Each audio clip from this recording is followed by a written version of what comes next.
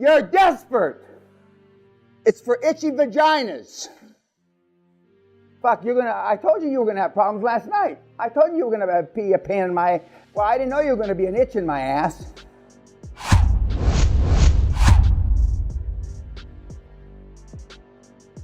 Perhaps the only one in the audience that can relate to my good morning story, because I don't say good morning, because it gives me throwback to my boot camp days. What's good about it, Pena? You sorry fucking Mexican cunt. You're the sorriest man in this man's army. So when you tell me good morning, I have negative thoughts about you.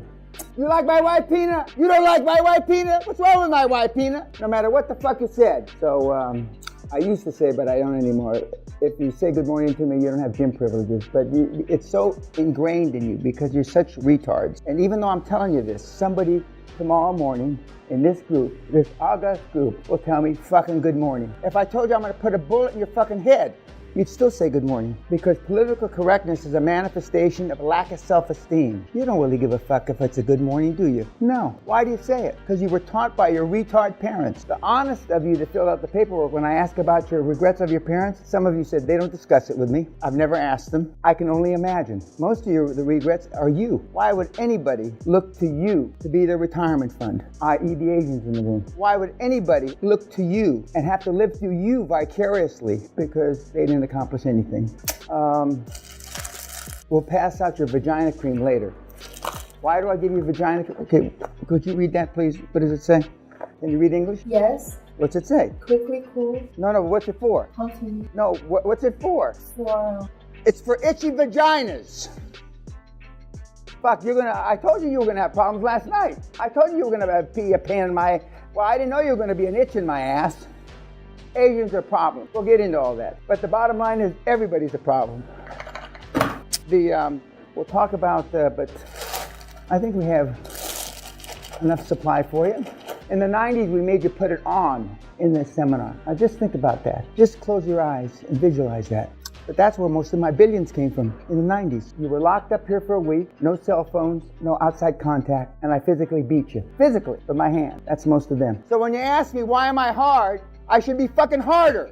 Where's my there it is. So all the times I've used this, I still have trouble with it. Shalom, Vigays, fuck you, you cunt, hello. Some of you are here because this is, you think, the end of your rainbow. There's a rainbow there. And why do I have this fucking slide? I'm embarrassed because a few years ago I made comment and one of you got up in the morning to take a picture of it, to give it to me like I gave a shit. Most of the gestures of friendship that you do, nobody gives a shit about. Just like good morning. You think Steve Jobs gave a fuck? You think Elon gives a shit? This should really be the seminar of the psychology of high-performance people because success leaves clues. And the one thing that my wall of influencers and my Hall of Fame and even my Hall of Shame all have in common is they manage their lives in certain fact patterns.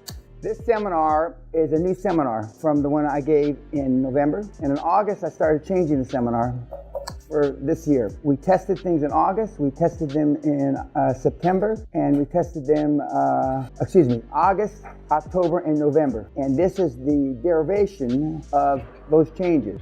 And the results from August, October, and November are unprecedented. We have a young active duty military kid who attended the seminar that he left here September 1, who from the day he left here, as I said last night, to the day he closed 2 deals simultaneously was 117 days. That has not been done in 20 years. Closed the deal, got his anchor chairman, got his dream team, got his accountants, got his lawyers, picked an industry, and closed 2 deals simultaneously on the 29th of December, I believe. 117 days. And we've made the seminar better since he left. And you'll see, you're going to be the I don't know, guinea pig's the right word, but guinea pig's good enough, because y'all look like pigs to me. But what did Sarah Palin say? Even if you put fucking lipstick on a pig's lips, it's still a fucking pig, isn't it? Everybody knows, no, you know, it's not important who Sarah Palin is. She ran for president, or vice president, excuse me. You realize a system where ordinary men and women make extraordinary sacrifices to fulfill their dreams, because heretofore, this is what you've learned about making money. Shit. And for those of you that have read dozens or even hundreds of books, the piles bigger, but basically shit. You don't know a fucking thing, i.e. you're here. We're about to close out July seminar. So we're sold out for February through July. My staff tells me we can sell out the whole year before the seminar is over. What does that tell you? You're desperate.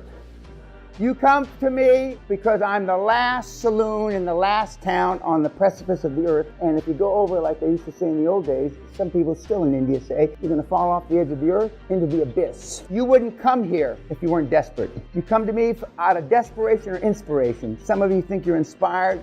If you still think that after today, then you have mental problems. Nobody in this fucking room is inspired. You're desperate for various different reasons. The gals, the guys, the Asians, the whoever, it doesn't make a shit who you are. You're desperate. You're fed up. There was a movie called Network about 45 years ago where a famous scene, he got an Academy Award for it. He says, I'm fed up and I'm not gonna take it anymore. That's why you're here. Why else would an old fucking guy, Asian guy like him with a bald head come here and let me scream at him? Unless he's fucking desperate. Some of you have a few shekels, meaning you got a little money. My wife lost in fur coats at airports more net worth than this whole motherfucking room has. My wife lost in fur coats at airports more net worth than this whole fucking room has. So even those of you that have a few shekels don't have any money because of this. There you are. Some of you even look like this poor fucker. There you are. You got to get to your relatives, your friends, just your general guilt because you got low self-esteem, society, fear to get to your goals. No wonder very few of you have ever reached your goals. And the biggest reason, you can't say families without saying lies. You cannot say family. I know this is a slow group. I said this to the kids at the Naval Academy. They were slow because they're Navy. But anyway, you can't say families without saying lies. Your families fucked you up. And more importantly, your mommy and daddy fucked you up. Self-esteem is built the first 7 years of life.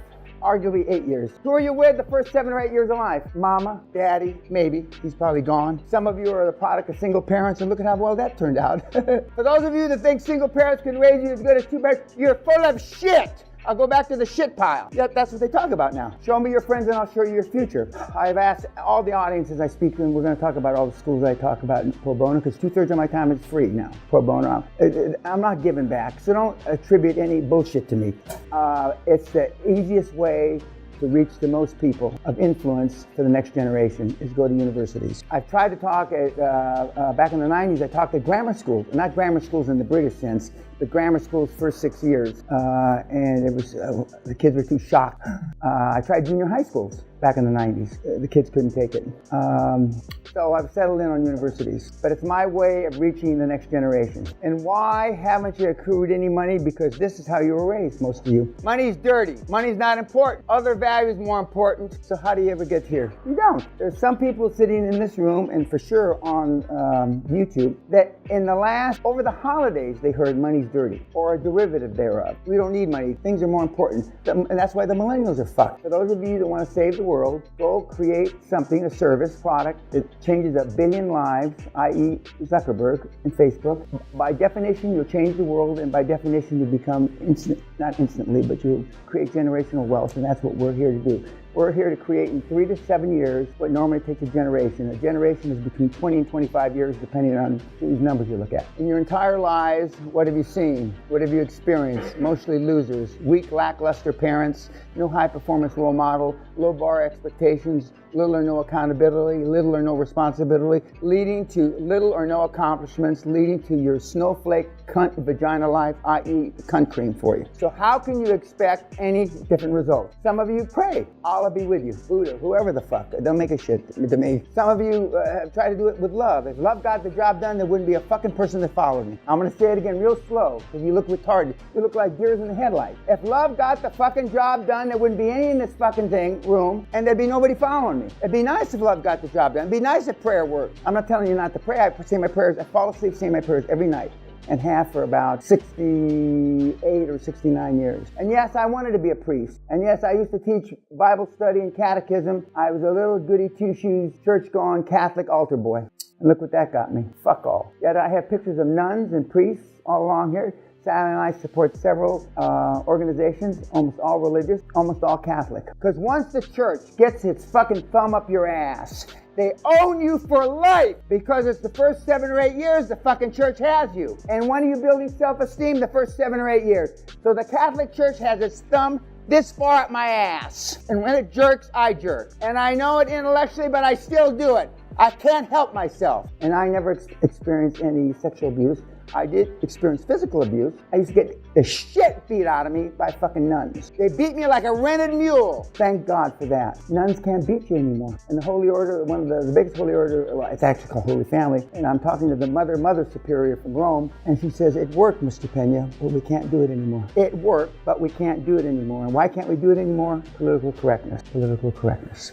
Now, as I said last night, I'm the only guy in town that's created millions, tens of millions, hundreds of millions, billions, tens of billions, and even fucking hundreds of billions, but I have the smallest following of any of the financial guys. I'm not talking about personal development, because that's another joke, which we'll talk about later in the seminar. There's nobody that can say this. Not one swinging dick or pair of tits on the planet can say this. Yet why do you listen to their podcast? Why do you read their book? Because they say it's possible, even for a fat fucking bald Indian to make it. And they're lying to him, because he can't until he came here. When you were growing up, some of your parents said you can be anything you want. That's a fucking lie of the first degree. You can't. In this country, unless you went to Cambridge or Oxford, with rare exception of another one of the 2 or 3 schools, you can't be prime minister in this country. It's a fucking lie. Unless you're one of the 3 or 4 or 5 distinct families of heritage in America, and you went to an Ivy League school, with rare exception, you can't be president of the United States. That's a fucking lie. Why do your parents tell you it? And that's how the lie gets perpetuated. I'm a first-generation Mexican. My mother and grandmother swam the Rio Grande River illegally, entered the country as illegal aliens in 1924. And I'm for building the wall. I'm for building the wall.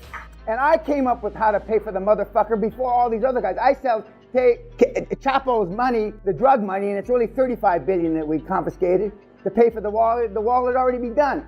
And now Senator Ted Cruz and even the guy, the martial arts guy from Chuck Norris, who used to be a neighbor of mine when I lived there anyway, are saying build the wall with his drug money. I said it on the Joe Rogan show almost 2 years ago. It's an easy way. Why are you here? You're not here because I've known 5 presidents. 3 of those presidents are from those elite families I alluded to.